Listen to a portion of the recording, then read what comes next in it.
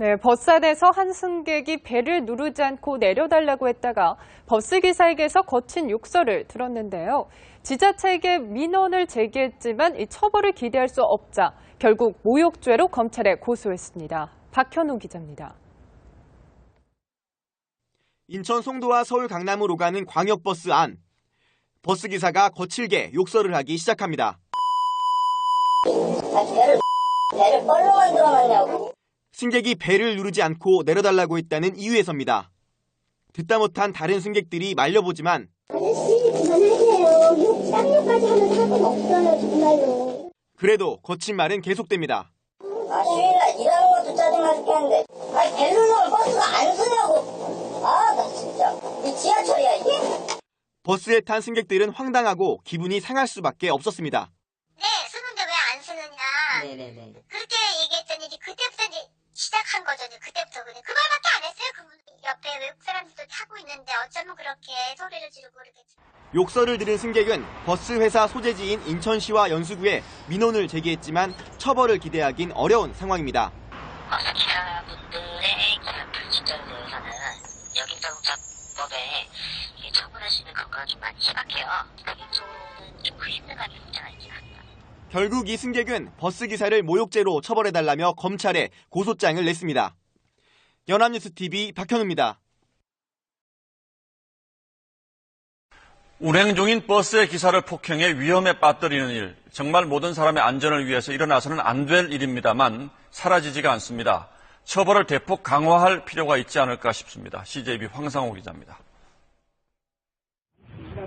빠른 속도로 달리는 시외버스 안입니다. 앉으세요. 앉으시라고요, 착하게. 운전사가 운전에 방해된다며 중년 여성에게 앉으라고 크게 소리칩니다. 하지만 여성은 기사에게 다가가더니 가슴을 때리고 팔을 잡아 흔듭니다. 욕설도 멈추지 않습니다. 운전대를 잡고 있던 기사의 손까지 꺾습니다. 참다 못한 다른 승객이 제지하자 또다시 욕설을 퍼붓습니다.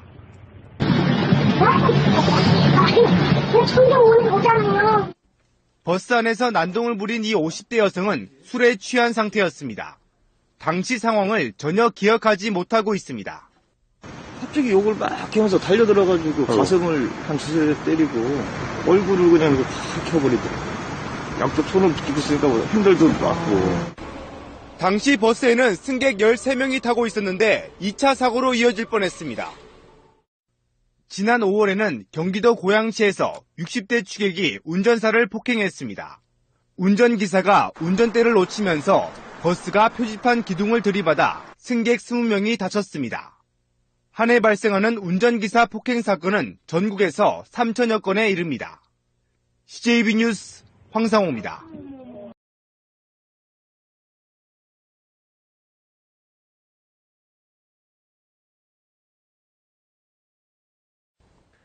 안동의 한 중학교 교무실에서 40대 여교사가 학생에게 폭행당하는 일이 벌어졌습니다. 동료 교사들이 보는 앞에서 폭행을 당한 해당 교사는 정신적 충격에서 벗어나지 못하고 있습니다. 엄지원 기자가 보도합니다. 사건이 일어난 건 어제 오전 8시 40분 1교시 준비로 분주한 교무실 안이었습니다. 이 학교 3학년 담임 48살 여교사 뒤로 14살 K모군이 달려와 여교사의 오른쪽 뺨을 주먹으로 가격한 겁니다.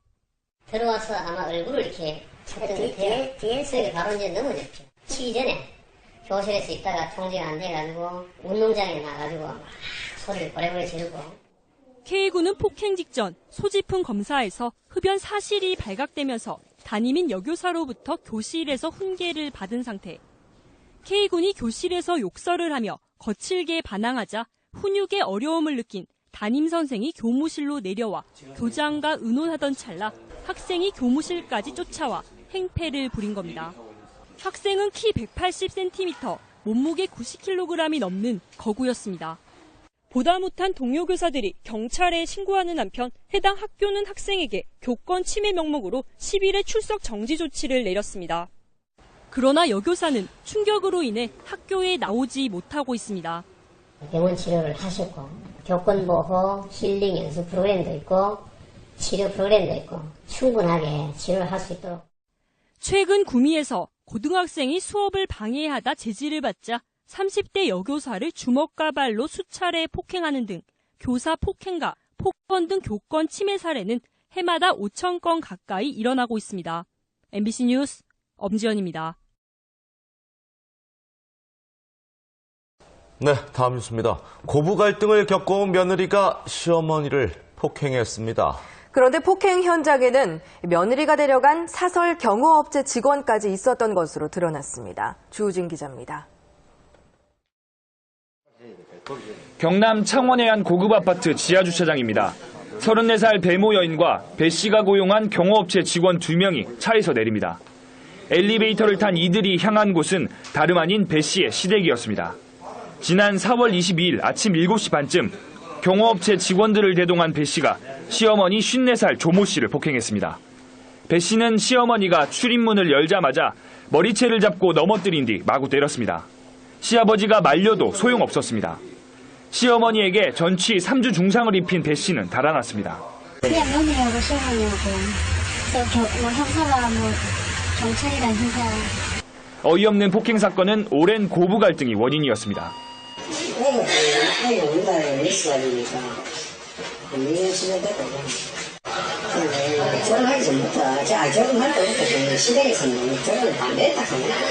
조 씨는 며느리가 데려온 남자들도 폭행에 가담했다며 고소했습니다.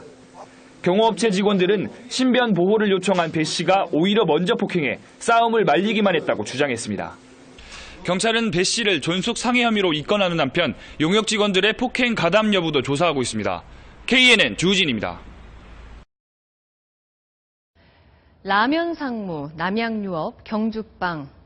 최근 소위 갑행사 하려다가 되레 을에게 큰 코 다친 사건들이죠. 중국에서도 외제차를 모는 청년이 청소부를 폭행했다가 몰려나온 시민들에게 봉변을 당하는 등의 비슷한 사건이 잇따랐습니다. 고은상 기자입니다.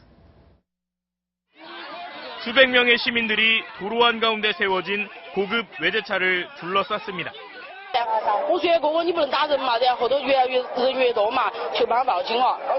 50대 청소부가 쓰레기를 치우는 과정에서 이 외제차 앞을 막아섰는데 외제차에서 내린 청년이 청소부를 때린 겁니다.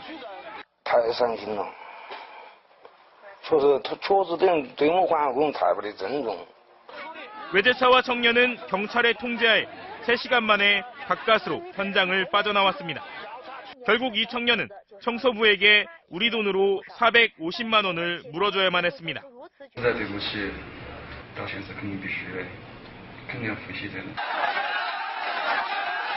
앞서 이달 초에도 고급 외제차를 몰던 음주 운전자가 택시를 들이받고 도망가자 수백 명의 택시기사들이 몰려나와 역시 외제차를 둘러싼 뒤 차를 부수고 운전자를 붙잡아 경찰에 넘겼습니다. 사회 통제가 엄격한 중국에서조차 극심한 양극화가 가져온 차별과 무시에 말 한마디 제대로 못했던 약자들의 집단 행동이 빈발하고 있습니다. MBC 뉴스 고은상입니다. 조직폭력배들이 시민을 집단 폭행했습니다. 도로를 무단 횡단하던 자신들에게 자동차 경적을 울렸다는 게 그 이유였습니다. JTBC 제휴사인 대구일보 고정일 기자입니다. 휴대전화를 손에 든 한 남자가 아우디 승용차를 가로막습니다. 잠시 후 건장한 체격의 남자들이 몰려들고 일부는 승용차 위로 뛰어오릅니다. 가지 마세요. 가지 마세요. 운전자를 위협하며 계속 시비를 겁니다.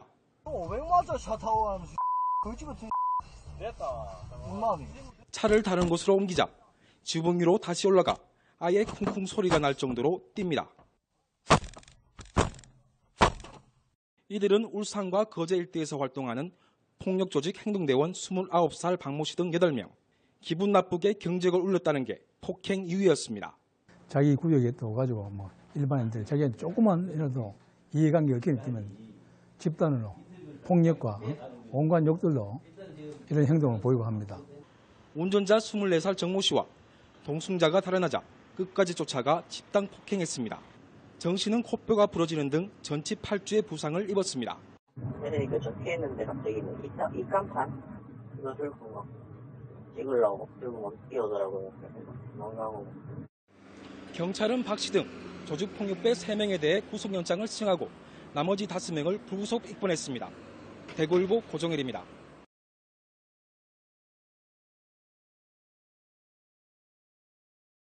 서울 강남 한복판에서 밤이면 왜 택시들이 단거리는 안 가는지 그 비밀이 풀렸습니다. 조직을 결성해서 장거리 손님을 독점해온 택시기사들이 경찰에 붙잡혔습니다. 실제 조폭 출신도 있어서 폭력도 서슴지 않았습니다. 이채연 기자입니다. 버스가 끊긴 시각, 시동이 꺼진 택시들이 줄줄이 서 있습니다. 체격이 건장한 택시 운전사들이 호객 행위를 합니다.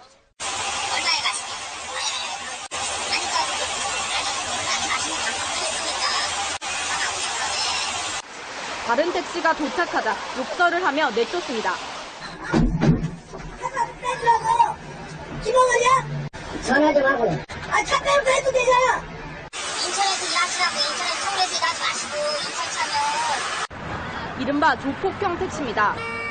경찰 조사 결과 조직폭력배 출신인 37살 신모 씨 등 택시기사 22명은 2011년부터 상조회 3개를 만들어 강남역 일대의 장거리 택시 승객을 독점해온 것으로 드러났습니다. 이들은 새벽이면 이곳에서 빈차 표시 등을 끄고 주차한 것처럼 단속을 피한 뒤 장거리 손님만 골라 태웠습니다. 이들은 회원이 아닌 택시기사들이 손님을 태우려 하면 집단 폭행을 일삼았습니다. 지금까지 확인된 피해자만 500명이 넘습니다. 단속도 소용이 없었습니다. 이들은 단속 공무원까지 폭행했습니다. 휴게피시를 알려들어요, 그냥. 역수를 잡고 팔다고 다니고, 어거치게 한 거예요, 경찰은 신 씨 등 22명을 불구속 입건하고 지자체에 이들의 자격정지를 통보할 예정입니다. TV조선 이채연입니다.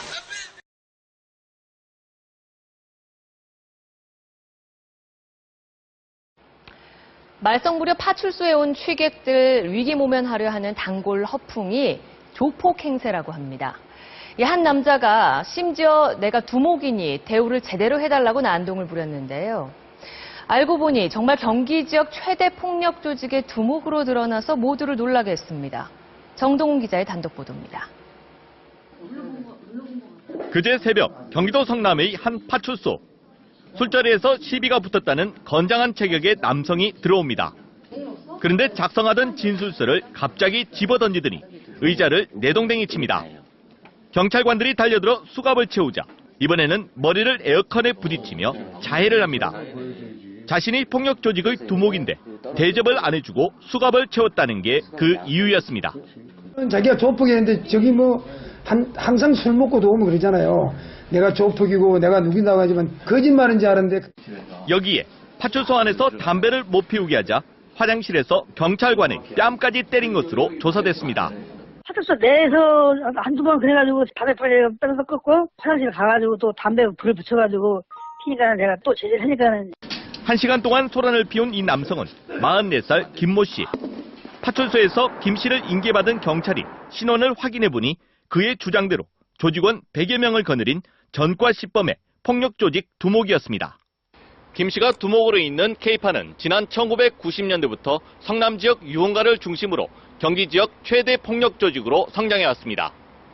술자리에서 김 씨에게 맞았다는 피해자가 처벌을 원치 않아 경찰은 공무집행 방해 혐의만 적용해 김 씨를 구속했습니다. MBC 뉴스 정동훈입니다.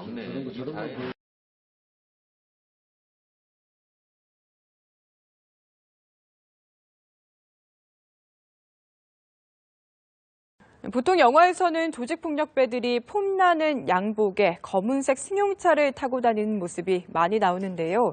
하지만 현실 세계는 달랐습니다. 조폭의 상당수는 한 달에 100만 원도 벌지 못하는 것으로 조사됐습니다. 배삼진 기자입니다. 누군가 차에 오르자 90도로 머리 숙여 인사합니다.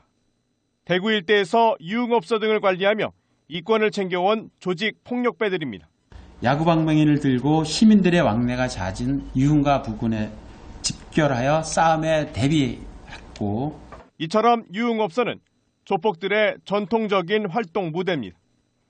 최근에는 조폭들이 진화하면서 대포차 영업이나 해외 카지노 원정도박 알선에도 깊숙이 개입하고 있습니다.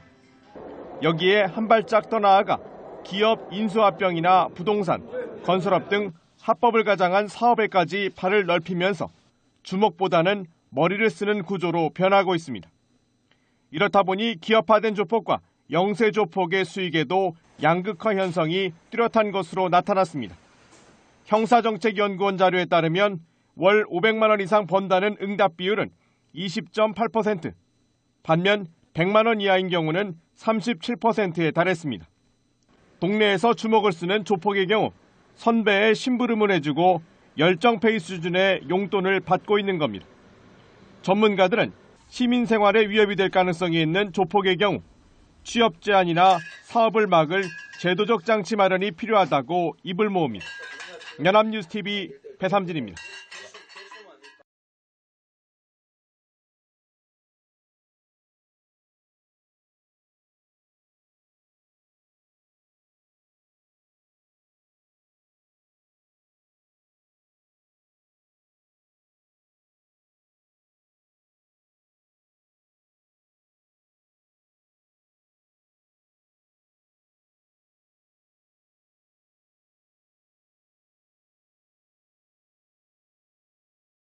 여러분 안녕하십니까? 어제 저녁 내리막을 달리던 마을버스가 아파트 담벼락을 들이받아 20여 명이 다치는 사고가 발생했습니다. 사고 직전 공포에 질린 승객들의 모습이 차량 블랙박스에 고스란히 담겼습니다. 오늘 첫 소식 김건영 기자가 보도합니다. 편도 1차선 내리막길을 마을버스가 달립니다. 속도를 줄이지 않은 채 과속 방지턱을 넘자 승객 한 명이 주의를 줍니다. 이거 왜 합니까? 앞에 방지턱이 있는데. 하지만 두 번째 방지턱이 없이 거칠게 넘자 승객들이 동요하기 시작합니다. 옆으로 부딪히죠, 옆으로. 안 세워줘요? 세 번째, 네 번째, 재차 방지턱을 넘을 때마다 승객들의 비명은 커집니다. 부딪히죠, 벽에. 벽에 잘 받으죠. 버스는 멈출 줄을 모르고 비명소리와 함께 화면이 끊깁니다. 공포의 40초, 500m 동안 이어진 버스 질주는 아파트 주차장 담벼락을 들이받고서야 끝이 났습니다. 버스 기사와 승객 등 27명이 다쳤습니다. 현재 8명이 입원 치료 중인데 다행히도 생명에 지장이 있는 사람은 없습니다. 중심을 잃고 내려오던 버스는 이곳을 먼저 들이받은 뒤 마주오던 승용차를 기차 충격하고 다시금 이 벽을 들이받고서야 멈춰섰습니다. 현재로선 70대 고령인 운전기사의 운전 부주의가 사고 원인으로 추정되고 있습니다. 과속 방지턱을 지나면서 약간의 그 중심을 잃고 당황스러워가지고 정상적인 운전이 어렵다고 합니다. 하지만 경찰은 제동장치 등 차량 부품의 결함 여부에 대해서도 국과수를 통해 면밀히 조사할 예정입니다. KNN 김건영입니다. 달리던 마을버스에서 또 불이 났습니다. 기사의 재빠른 판단과 대응으로 다행히 승객들이 미리 대피해 큰 사고는 면했지만 자칫 대형 사고로 이어질 뻔한 아찔한 순간이었습니다. 김상진 기자가 보도합니다. 도로 한쪽에 세워진 버스에서 진화 작업이 계속되고 있습니다. 좌석 창문은 깨져 있고 차체는 불에 검게 그을렸습니다. 타이어는 까맣게 탄 데다 구멍이나 바람이 다 빠졌습니다. 불이 난 마을버스의 참혹한 모습입니다. 이 좌석부터 천장까지 버스 내부는 그름을 뒤집어 쓰면서 완전히 새까맣게 변해 있습니다. 이 버스 바닥에는 이처럼 손잡이가 나뒹굴고 있습니다. 달리던 마을버스에서 불이 난 것은 오늘 오전 9시 50분쯤 부산 대저동 금호 지하차도에서입니다. 뒷바퀴 제동 장치에서부터 불이 시작된 것으로 추정됩니다. 안쪽에서부터 인화가 돼가지고 열로 인해가지고 터지면서 이 파스가 났고 나머지 안에는 다 타버렸기 때문에 차량 이상을 감지한 버스기사가 미리 승객 10여 명을 내리게 했습니다. 정비소를 향해 가던 버스는 10km를 겨우 간 지점에서 화염에 휩싸였습니다.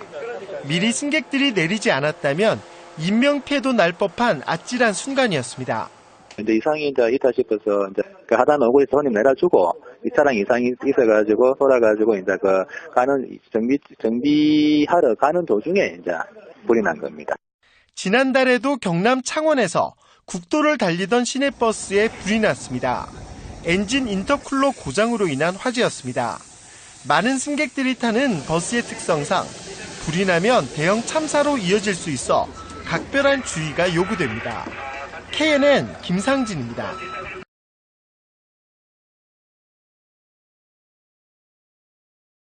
어제 저녁 부산의 한 도로에서 트럭과 시내버스가 충돌해 승객 등 12명이 다쳤습니다. 천안의 한 철물점에서 불이 났고 또 서울 주택가에는 멧돼지가 출현하기도 했습니다. 밤사이 사건 사고 한현희 기자입니다.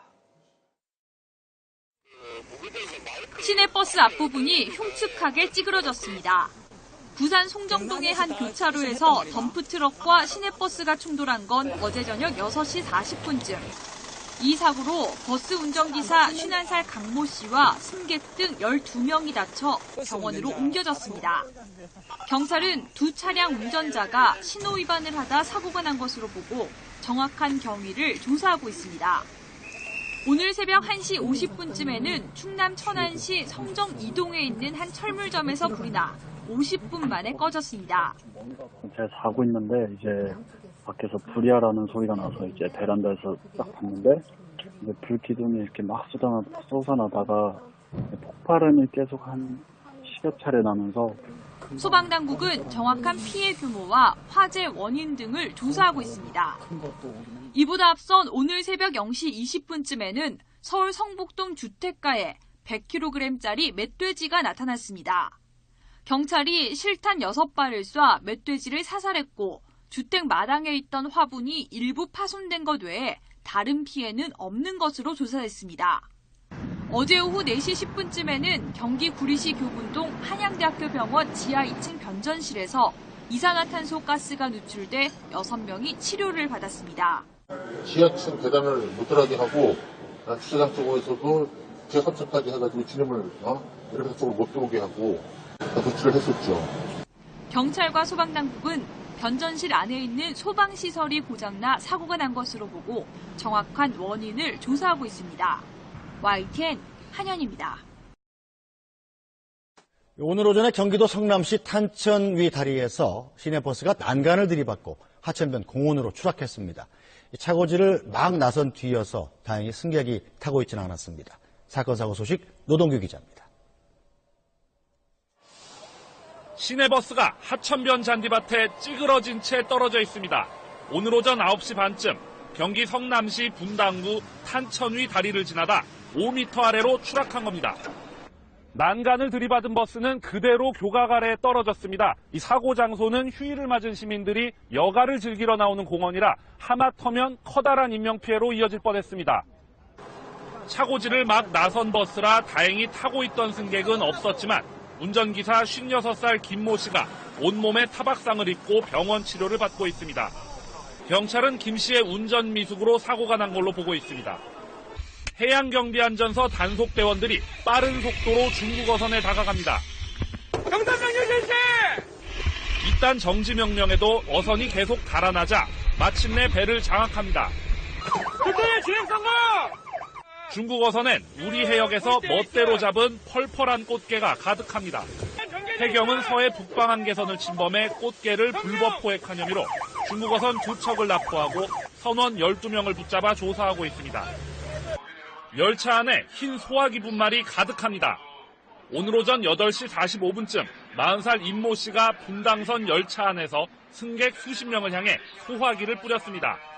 이 소동으로 열차 운행이 15분간 중단됐고 승객들에게 제압된 임 씨는 경찰에 입건됐습니다. SB의 노동규입니다.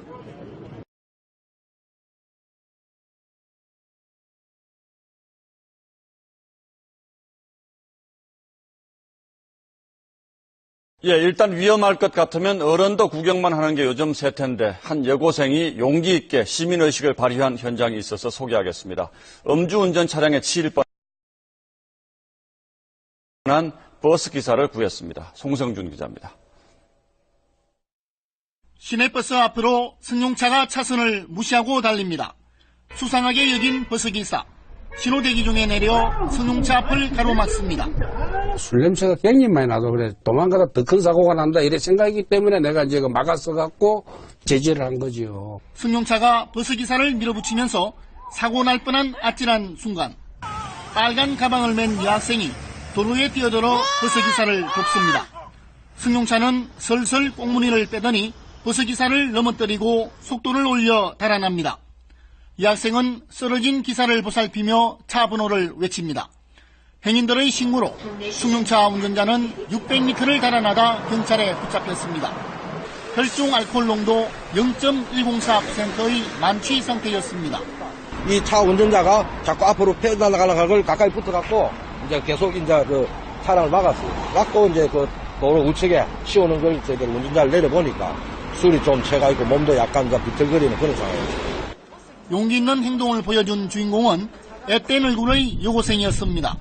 왜 그랬냐는 질문에 아빠 생각이 나서 반사적으로 뛰어들었다고 답변했습니다. 계속 상황을 보니까 다치면 안 되시잖아요, 사람이. 그래서 너무 위험에 처하신 것 같아서 너무 놀라서 일단은 뛰어 들어갔어요.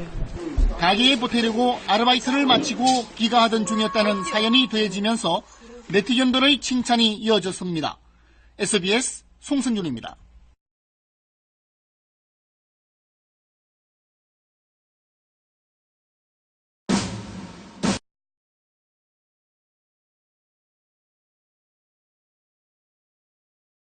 얼마 전에 큰 사고가 난 버스에서 자신만 먼저 빠져나왔던 버스기사 때문에 논란이 됐었는데요.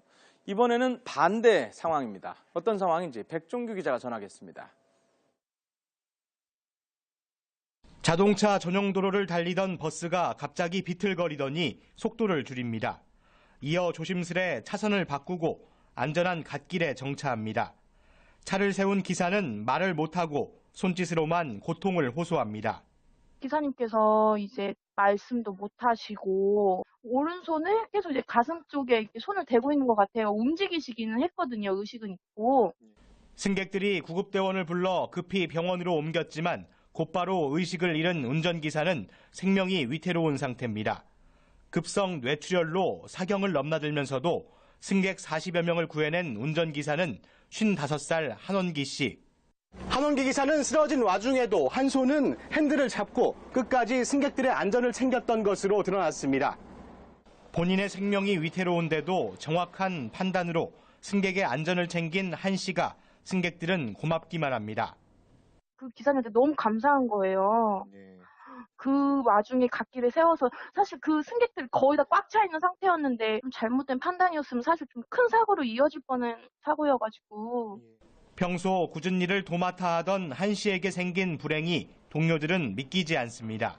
우리 전 직원들, 우리 운전기사 대변해서 빨리빨리 툴툴 일어나서 건강을 찾았으면 바랍니다. 한 씨가 깨어나기 어렵다는 의료진의 설명에 가족들은 남을 먼저 살핀 본인의 뜻을 받들어 장기 기증을 할 의사를 밝혔습니다. 조카들도 결혼식을 내년에 해야 되는데 이제 손 잡아주기로 했는데 그런 모습을 보니까 좀 가슴이 많이 아픕니다. YTN 백종규입니다. 급성 뇌출혈로 쓰러지면서도 버스를 갓길에 안전하게 정차시킨 버스기사가 있습니다. 사경을 넘나들면서도 마지막까지 승객들의 안전을 챙겼는데요. 백종규 기자의 보도입니다. 자동차 전용 도로를 달리던 버스가 갑자기 비틀거리더니 속도를 줄입니다. 이어 조심스레 차선을 바꾸고 안전한 갓길에 정차합니다. 차를 세운 기사는 말을 못하고 손짓으로만 고통을 호소합니다. 기사님께서 이제 말씀도 못 하시고 오른손을 계속 이제 가슴 쪽에 이렇게 손을 대고 있는 것 같아요. 움직이시기는 했거든요. 의식은 있고. 승객들이 구급대원을 불러 급히 병원으로 옮겼지만 곧바로 의식을 잃은 운전기사는 생명이 위태로운 상태입니다. 급성 뇌출혈로 사경을 넘나들면서도 승객 40여 명을 구해낸 운전기사는 55살 한원기 씨. 한원기 기사는 쓰러진 와중에도 한 손은 핸들을 잡고 끝까지 승객들의 안전을 챙겼던 것으로 드러났습니다.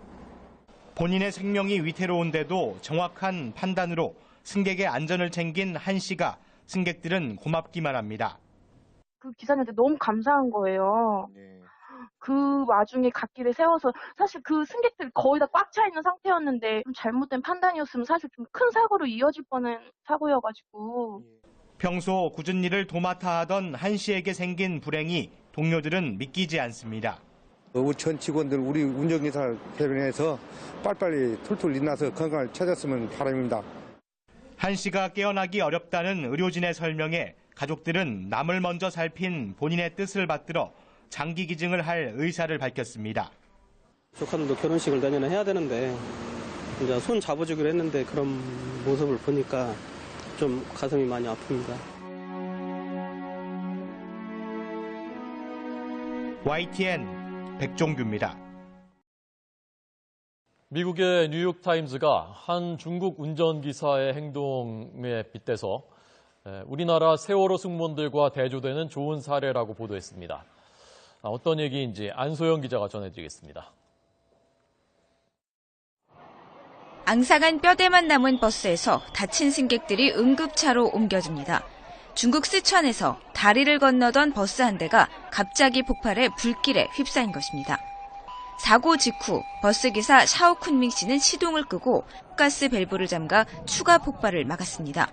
그래도 불길이 잡히지 않자 안전망치로 유리창을 깨고 승객들을 탈출시켰습니다. 유독가스가 가득 찬 버스에서 마지막 승객의 탈출을 확인하고서야 버스를 떠났습니다. 버스기사는 자신의 몸과 머리에 심한 화상을 입은 것도 잊었습니다. 하지만 용감하고 침착하게 대처한 덕분에 승객들 모두를 살려낼 수 있었습니다. 뉴욕타임스는 사고버스 CCTV에 찍힌 운전기사 행동은 대형 사고 발생 시 승무원의 책임에 대해 국제적 조명을 받고 있다고 전했습니다. 그러면서 승객을 버리고 가장 먼저 탈출한 세월호 승무원과 대조를 이룬다고 보도했습니다. 속옷 차림으로 뒤도 한번 돌아보지 않고 가장 먼저 구조정에 올라탄 세월호 선장의 부끄러운 모습이 다시 한번 떠오릅니다. YTN 안소영입니다.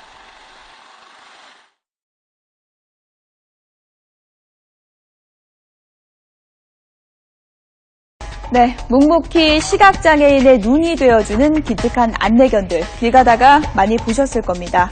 하지만 안내견들의 하루하루는 험난하기만 한데요. 안내견과 함께 시외버스를 타려던 시각장애인이 이번에 승차 거부를 당했다고 합니다. 화면 보시죠. 네, 지난 14일 오후 서울 관악구에서 안내견과 함께 시외버스를 타려던 시각장애인 A씨가 승차 거부를 당했습니다. A씨가 시각장애인 안내견은 대중교통 탑승이 법적으로 보장된다고 설명까지 했지만 운전기사가 벌금을 낼 테니까 당장 내려라 이렇게 말을 했다고 하는데요.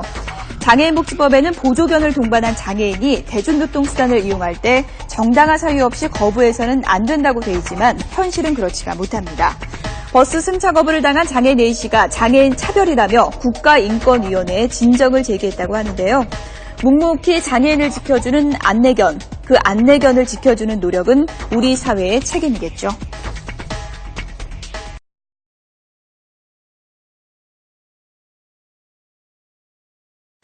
승객에게 폭언을 하고 승차를 거부한 버스기사가 해고됐습니다. 해고당한 기사는 버스에서 다친 승객이 합의금을 받아놓고 멀쩡히 승차에 화가 나서 그랬다며 해고는 지나치다며 소송을 냈는데요. 하지만 법원은 버스기사의 해명을 받아들이지 않았습니다. 최기성 기자입니다. 지난해 6월 한 여성 승객의 승차를 거부하며 폭언까지 한 버스기사 A씨. 해당 여성은 한 달 전 A씨의 버스에서 내리다 뒷문에 발목을 다쳐 100만 원에 합의했습니다. 당시 A씨는 무사고 경력을 유지할 생각에 전국 버스운송 사업연합회 공제조합을 거치지 않고 규정을 어긴 채 개인 합의를 받습니다. 이후에도 A씨는 버스 안에서 넘어진 80대 노인과 개인 합의를 본 것이 적발돼 결국 해고됐습니다. 회사의 해고 조치에 불복해 결국 소송까지 가게 된 A씨. A씨는 여성 승객이 합의금을 받은 뒤 멀쩡하게 버스를 타자 화가 나 폭언했다며 해고 조치는 지나치다고 주장했습니다. 하지만 법원은 A씨의 해명을 받아들이지 않았고 회사의 해고 조치가 적법하다고 판단했습니다. 재판부는 A씨가 안전을 책임져야 하는데도 오히려 승객에게 폭언하는 등 불안감을 주는 행위를 했다고 지적했습니다. 또 회사 규칙에 따르면 승객과 개인 합의를 봐 사고를 임의 처리하는 것은 해고 사유로 정해져 있다며 해고 조치는 적법하다고 밝혔습니다. 무사고 경력을 지키려 했던 A씨는 결국 사고 사실이 들통나 실업자 신세가 됐습니다. YTN 최기성입니다.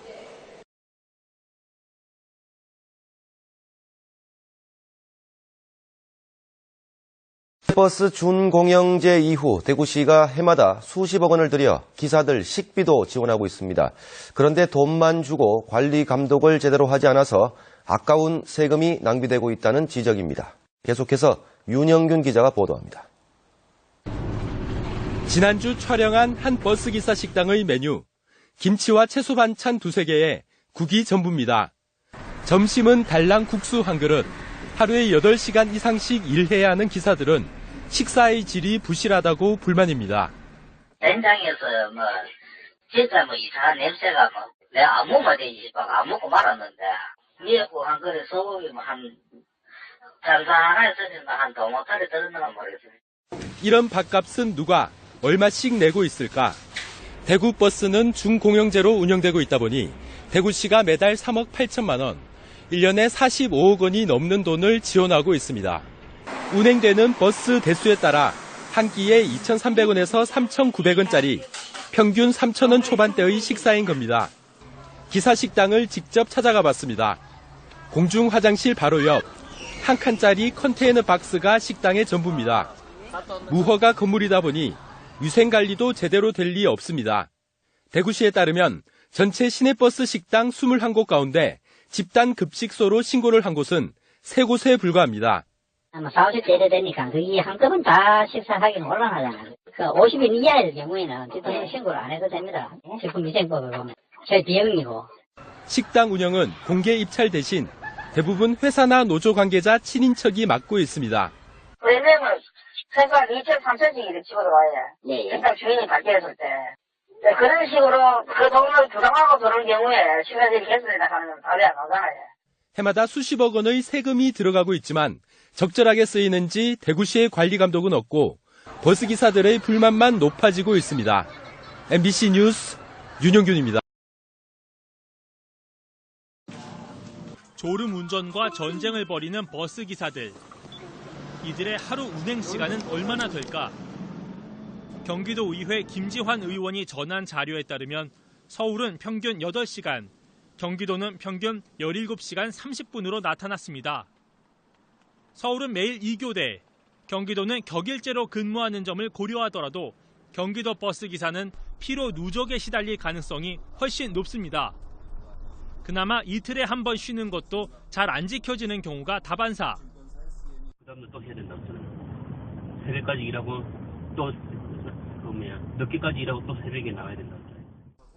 버스 업계는 우선 현재와 같은 근로 체계를 기사에게 무조건 강제한 건 아니라는 설명을 내놓습니다.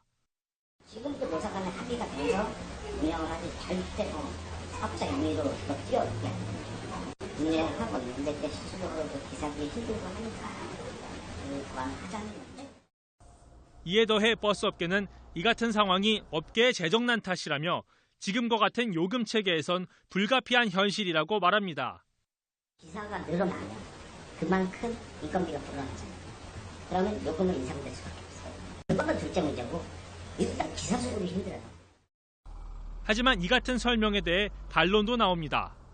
버스 운송자들은 이제 좀 자구적인 경영 개선 노력을 통해서 근무 환경을 변화시켜서 인력 충원을 충분히 할 수 있다고 좀 판단이 됩니다.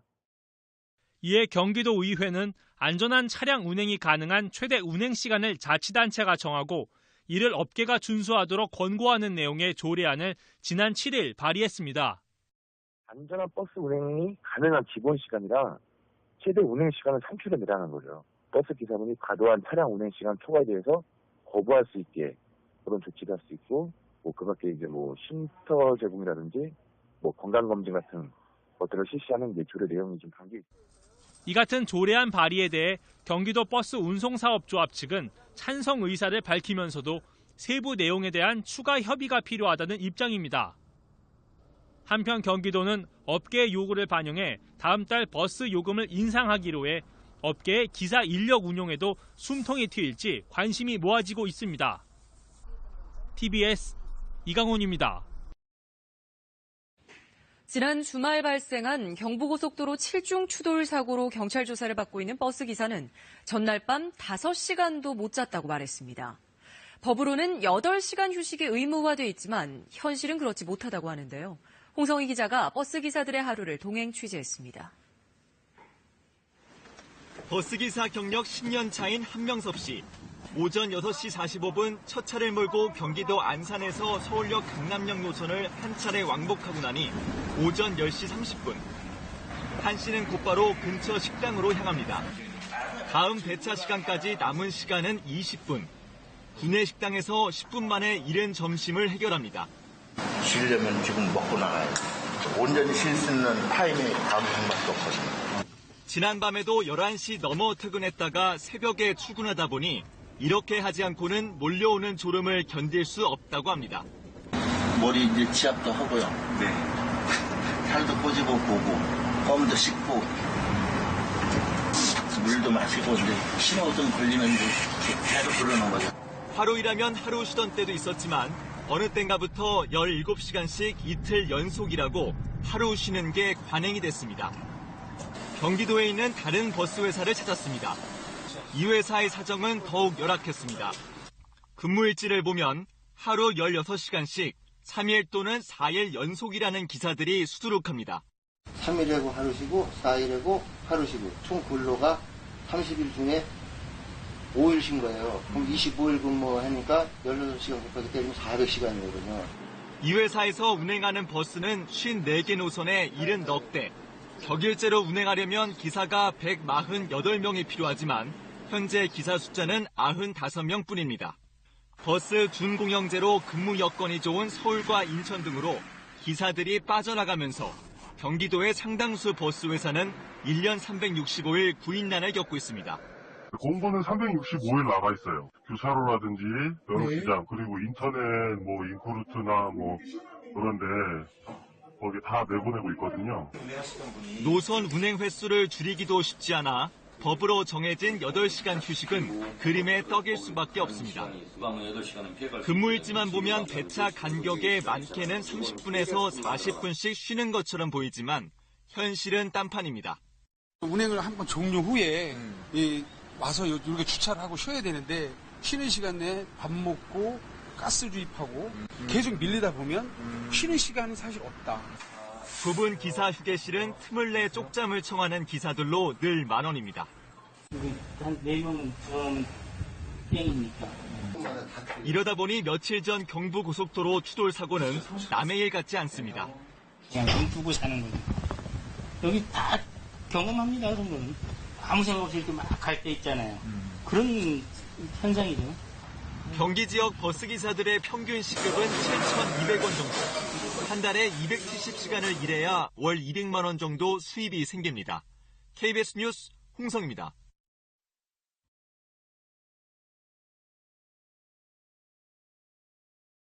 진실의 방으로 상큼하게 터져볼래? 밍레이드 스파클링.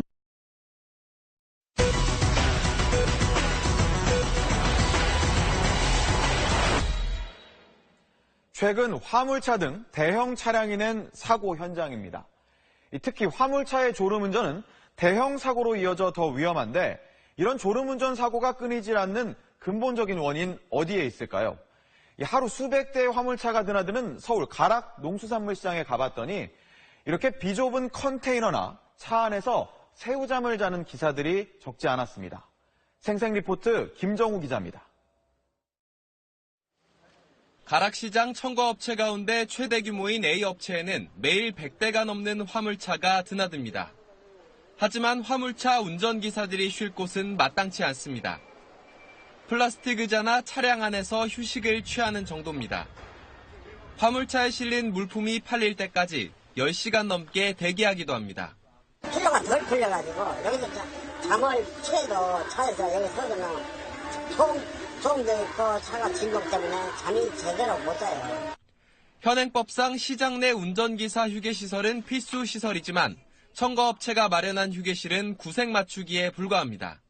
컨테이너를 개조해 만든 화물차 운전기사용 휴게소입니다. 보시는 것처럼 성인 남성 5명 정도가 누우면 가득 찰 정도로 좁은 공간과 바닥에 놓여있는 침구류는 언제 세탁했을지 모를 정도로 위생 상태가 좋지 않습니다. 휴게실 확장을 요구하는 운전기사들에 대해 첨가업체는 무반응으로 일관해왔습니다. 우리 정해져 있다 보면 저희가 의무적으로 해야 되는 부분은 아니기 때문에 저희가 할 수 있는 부분은 한계가 있습니다. 가락시장을 관리하는 서울시도 사실상 뒷짐만 지고 있습니다. 시장 규모나 화물차 운전기사 수와 상관없이 최소 70제곱미터의 휴식 공간만 마련하면 현행법상 문제가 없기 때문입니다. 이런 열악한 상황에서 운전기사들은 제대로 휴식을 취하지 못한 채 장거리 운전에 내몰릴 수밖에 없습니다. 취재가 시작된 뒤 첨가업체 측은 더 넓은 컨테이너를 휴게실로 제공하겠다는 계획을 밝혔습니다. SBS 김정호입니다.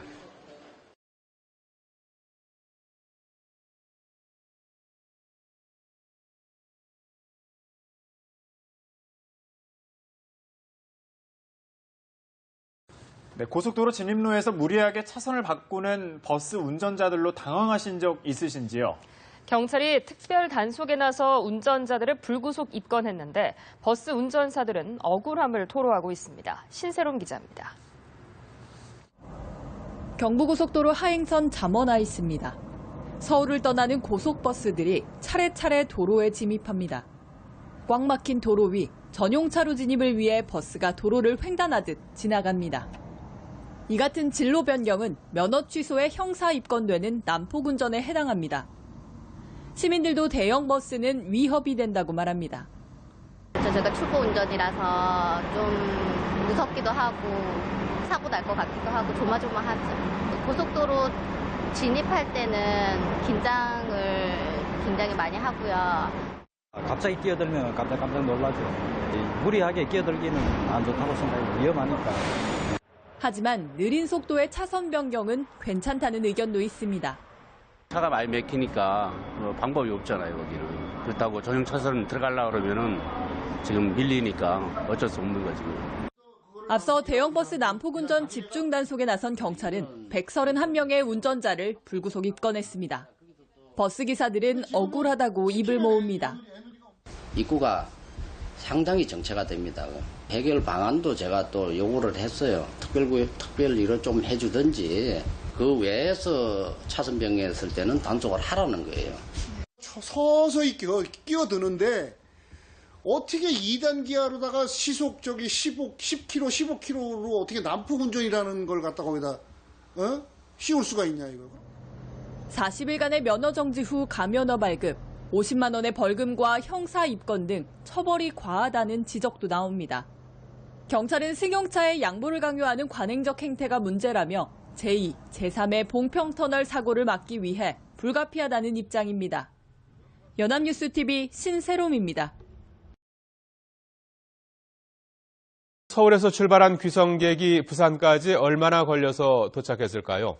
전용 차선을 이용하는 고속버스를 탔다면 승용차보다는 일찍 도착했을 것 같은데요. 부산 연결해서 자세한 소식 알아보겠습니다. 김정호 기자. 네, 부산 종합버스터미널에 나와 있습니다. 예, 고속버스를 이용할 경우에 평소보다 얼마나 늦게 도착하고 있습니까? 네, 정시는 아니지만 크게 늦지 않게 도착하고 있습니다. 평소 서울 부산 가는 고속버스로 4시간 15분 거리입니다. 그런데 지금 도착하는 버스들은 서울에서 출발해 4시간 반에서 5시간 남짓 달려 부산에 도착하고 있습니다. 승용차가 톨게이트와 톨게이트 사이를 달리는 거리만 5시간 10분이 걸린다고 하니 50분에서 1시간가량 고속버스가 더 빠르게 도착하고 있습니다. 명절 연휴이다 보니 고속도로 사정이 좋을 리 없습니다. 하지만 전용 차선을 이용할 수 있다 보니 서울에서 부산까지 8시간 이상 걸리는 일은 좀처럼 없고 많이 막혀도 1시간가량 도착에 늦는 정도라는 게 이곳 관계자 설명입니다. 고향 땅을 밟은 귀성객들은 긴 버스 여행에도 지친 표정은 없었습니다. 버스에서 내려 숨을 한번 들이쉬고는 마치 집에 도착한 것처럼 편안한 표정을 보였습니다.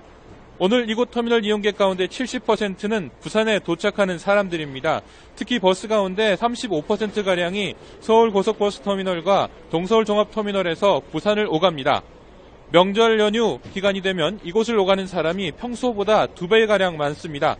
우리나라 두 번째로 큰 도시의 관문 가운데 하나지만 버스 이용객이 많이 줄다 보니 평소에는 한산했는데 오늘은 모처럼 이곳이 북적북적합니다. 오가는 버스 좌석 점유율도 평소 40%인데 이 기간이 되면 2배가량 는다고 합니다. 일부 매진인 노선도 있지만 좌석이 남은 버스도 아직 많습니다. 고향 가는 차편 확보하지 못하셨다면 지금 바로 버스 좌석이 있는지 확인해 보시는 게 좋겠습니다. 지금까지 부산 종합버스터미널에서 YTN 김종호입니다. 설 연휴 첫날입니다. 귀성 차량들이 몰리면서 정체가 시작되고 있는데요. 이 시간에는 귀성 표정, 또 도로 상황 차례로 현장 연결해 전해드리겠습니다. 먼저 부산을 연결하겠습니다. 이른 새벽 서울을 출발했다면 평소대로라면 지금쯤 도착했겠습니다만 오늘은 상황이 어떨지 모르겠습니다. 부산에 취재 기자가 나가 있습니다. 김종호 기자. 네, 부산 종합버스터미널에 나와 있습니다. 네, 혹시 서울에서 출발한 고속버스가 도착했습니까? 네, 그렇습니다. 오늘 서울에서 출발해 부산에 도착하는 버스는 새벽 6시 서울고속버스터미널을 출발했는데요. 이곳에는 10시 40분쯤 도착했습니다. 평소와 도착 시간이 크게 다르지 않았습니다. 그에 앞서 10시 20분쯤에는 강원도 원주에서 출발한 버스도 이곳에 도착했는데요. 운전자는 평소와 도로 사정이 크게 다르지 않았다고 설명했습니다. 일찍 출발한 만큼 연휴 효과를 덜 본 셈입니다. 고향 땅을 밟은 귀성객들은 긴 버스 여행에도 지친 표정이 없었습니다. 버스에서 내려 숨을 한번 들이쉬는 것만으로도 마치 집에 도착한 것처럼 편안해 보였습니다. 귀성길에는 이곳 터미널 이용 승객 가운데 70%가 다른 지역에서 부산을 찾는 사람들입니다. 특히 버스 가운데 35%가량이 서울고속버스터미널과 동서울 종합터미널에서 부산을 오갑니다. 명절 연휴 고속도로 사정이 좋을 리 없는데요. 그래도 고속버스는 전용 차로를 이용할 수 있어서 서울에서 부산까지 8시간 이상 걸리는 일은 없고 많이 막히면 1시간가량 도착이 늦는 편이라고 이곳 관계자가 설명했습니다. 평소 이곳 부산 종합버스터미널 이용 승객은 하루 10,000명 남짓입니다. 그것도 휴일에 몰려 평균이 그렇다는 이야기고 평일에는 7,000명 수준에 불과합니다. KTX 등장과 항공편이 늘어나면서 장거리 이용 승객이 많이 줄었다고 합니다. 그래도 명절 기간이 되면 16,000여 명 정도 이용해 이곳이 북적북적합니다. 평소 808차례 출발하는 버스가 이 기간에는 120여 차례 더 편성됩니다. 버스가 모자라기 때문에 보통 45인승 관광버스가 노선에 더 투입된다고 합니다. 평소 좌석 점유율이 30에서 40%인데 이 기간이 되면 2배가량 는다고 합니다. 그래도 좌석에는 어느 정도 여유가 있으니 고향 가는 차편을 확보하지 못하셨다면 지금 바로 버스편을 확인해 보시는 게 좋겠습니다. 지금까지 부산 종합버스터미널에서 YTN 김종호입니다.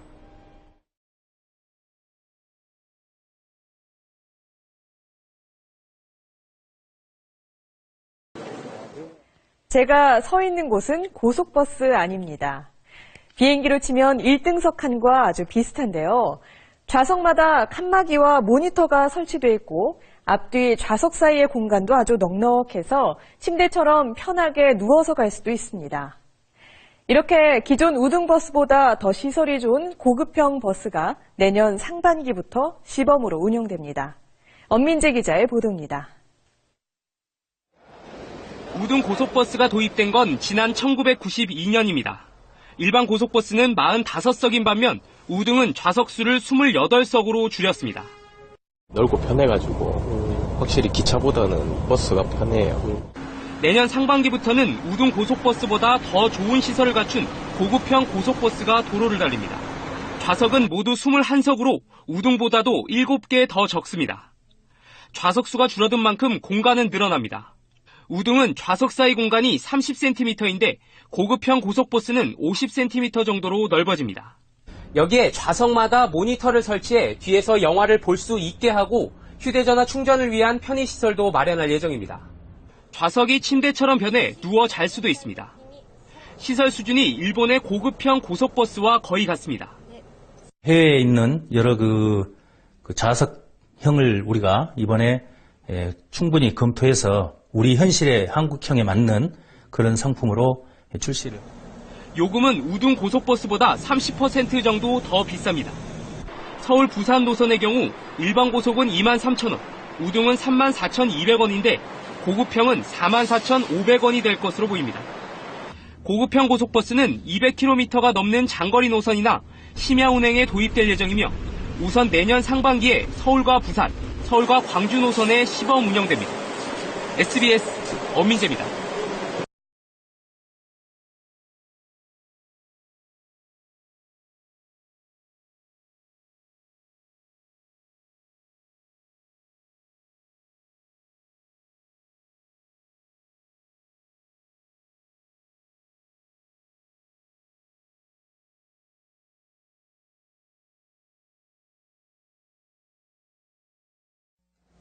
여러분 안녕하십니까? 전북권 뉴스입니다. 국내 교통의 오지로 흔히 공항 없는 전북을 꼽는데요. 이런 도내에서도 또 교통 오지가 있습니다. 바로 무주가 그렇습니다. 도청 소재지 전주와 심리적 거리까지 멀어져 경제권 유출 등 부작용이 심각합니다. 그 속사정을 먼저 김하연 기자가 보도합니다. 네, 버스 안에서 한 승객이 배를